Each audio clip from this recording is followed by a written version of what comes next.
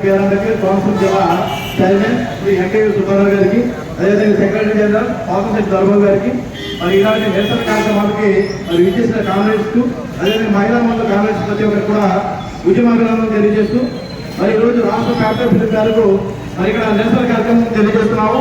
మరి నిరసన కార్యక్రమం భాగంగా మరి మనం ఏ విధంగా నష్టపోతున్నాం ఏంటనేసి మరి ప్రభుత్వానికి మన యొక్క అభ్యర్థులను తెలియజేయాలని ఉద్దేశంతో మరి ఇక్కడ ఏర్పాటు చేయడం జరిగింది.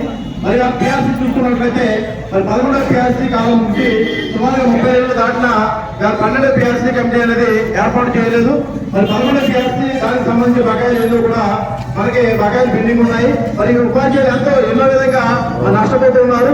కాబట్టి ప్రభుత్వం వెంటనే స్పందించి మరి 12వ పిఆర్సీ కమిటీని నియమించాలి. అదేవిధంగా 11వ పిఆర్సీ సంబంధించి బకాయిలు ఉన్నాయో వాటిని విడుదల చేయాలనేసి ప్రభుత్వం డిమాండ్ చేస్తూ ఉన్నాము. అదేవిధంగా వెంటనే 30% అయ్యారన్నది మరి కల్పించాలి. ఇక్కడ డిఎన్ చూస్తున్నట్లయితే మరి 4 డిఎన్ పెండింగ్ ఉన్నాయి. మరి ఆ విధంగా అవి కూడా వెంటనే ఏ విధంగా ఇస్తారనేది ఒక స్పష్టమైన రోడ్ మ్యాప్ ఇచ్చి మరి ఉపాధ్యాయులకు ఎప్పుడు ఇస్తారనేది ప్రభుత్వం తెలియజేయాలి. ఇక సిపిఎస్ విధానం చూసినట్లయితే మరి సిపిఎస్ రద్దు చేసి ఓపీఎస్ అమలు చేస్తామనేసి ప్రభుత్వం మనకి దూపుతున్నట్లు ఆడుతూ మరి ఉద్యోగాలు చేస్తామనేసి చెప్తూ ఉంది. ఇవాళ సిపిఎస్ ఉద్యోగం చూసినట్లయితే మరి అనివార్య కారణాల వల్ల మరి అనుకున్న సంఘటనలో వారికి ఏమైనా జరిగినట్లయితే మరి ఉద్యోగ భద్రత లేకుండా వారు రోడ్డు మీద పడే పరిస్థితి కుటుంబాలు ఉన్నాయి. కాబట్టి వెంటనే సిపిఎస్ ని రద్దు చేసి ఓపీఎస్ ని అమలు చేయాలి. అదేవిధంగా కేంద్ర ప్రభుత్వం ఇచ్చిన మేము 57 మరి దాని విధంగా ఖచ్చితంగా 2003 ఎస్టీఆర్ ఉన్నారు వాళ్ళకి ఓపీఎస్ లో తీసుకెళ్లాలని ప్రభుత్వం డిమాండ్ చేస్తున్నాము. ఇవాళ ప్రభుత్వం చూసినట్లయితే మరి ఎన్నో సంక్షేమ పథకాలు అమలు చేస్తున్నారు. మరి సంక్షేమ పథకాలన్నీ కూడా ఉద్యోగులు మనం ముందుకు తీసుకెళ్తున్నాము. కానీ మరి ఉద్యోగులుగా మనకు కూడా సంక్షేమం భాగం అనేసి ప్రభుత్వం గుర్తించాలి. మరి మన యొక్క ఓడిని కూడా ప్రభుత్వం గుర్తెరగాలి. ఎందుకంటే గత ప్రభుత్వం చేసిన నిర్వాహకం వల్ల మనం ఎంతో నష్టపోయాం.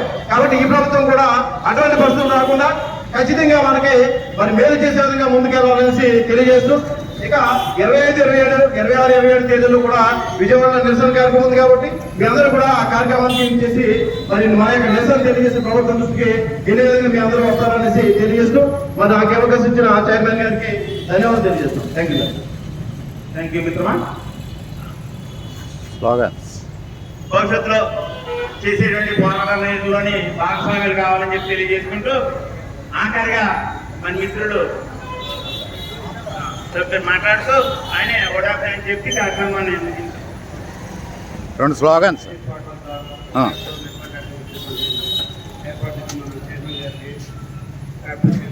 మరియు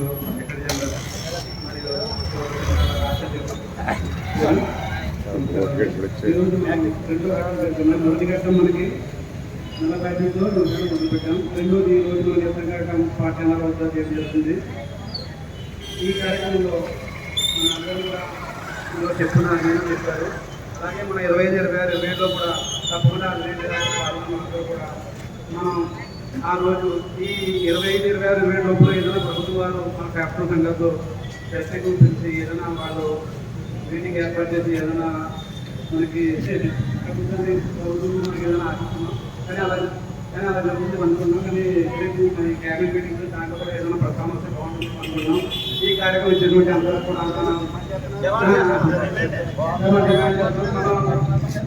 రేపు క్యాబినెట్ మీటింగ్లో కూడా ఈ కార్యక్రమం ఇచ్చినటువంటి మన సంఘాలందరూ కూడా చాలా ఉపయోగిస్తుందో ఈ కార్యక్రమం జిందాబాద్ జిందాబాద్ జిందాబాద్ జిందాబాద్. Thank you. ఈ కార్యక్రమాన్ని